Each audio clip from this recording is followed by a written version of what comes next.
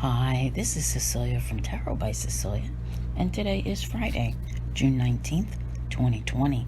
The tarot card for today is the Eight of Wands by artist Gabi Angus-West for the Pride Tarot, available through U.S. game systems. And of course, we are this month celebrating Pride Month with the Pride Tarot, even though, all celebrations have been canceled or postponed. At this point, there are still a number that you can participate in that are online. Now, how perfect is this card when we see what we had the last couple of days, right? And, there's communication when you take a good look at the depiction that's here. Now, of course, yesterday, Mercury just retrograded in the sign of Cancer, and that's all about communication. But we also had a very interesting sextile later in the day, and you're probably feeling it today as well. It's like that turbo boost that, lights a fire under you and gets you going. And that, of course, was Mars sextile Pluto. And a lot of you are probably saying, but wait a minute, that sounds a little bit conflicting. Mercury retrograde and, something that's urging me to move forward.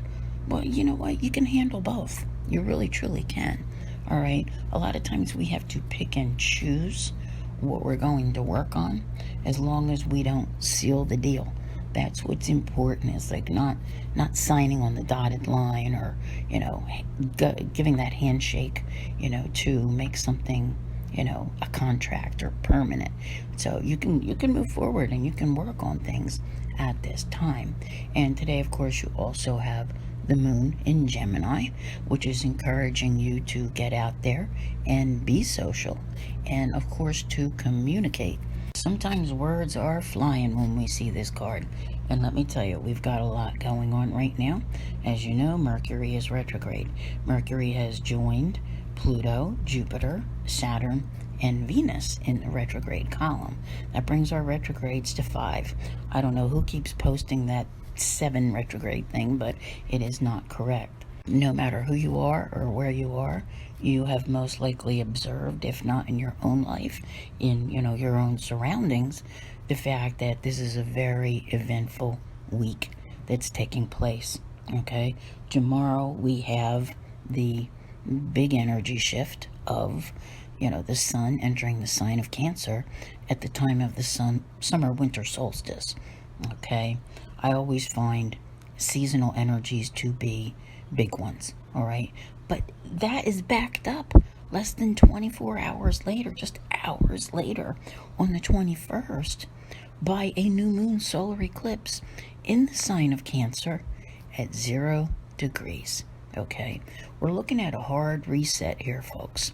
And typically when we see the Eight of Wands come up during an eclipse season, it is, most likely that you're going to feel like this tornado has come through and you're caught up in it, like that swirling effect that the tornado has. And you do not know where it's eventually going to put you down. And is there going to be total chaos and destruction? Or does it set you down somewhere safely? Difficult to say. This is only the second eclipse in this eclipse season. The third being in the sign of Capricorn as a lunar eclipse on July the 5th. Now, we'll officially end eclipse season on July the 20th at the second new moon in Cancer.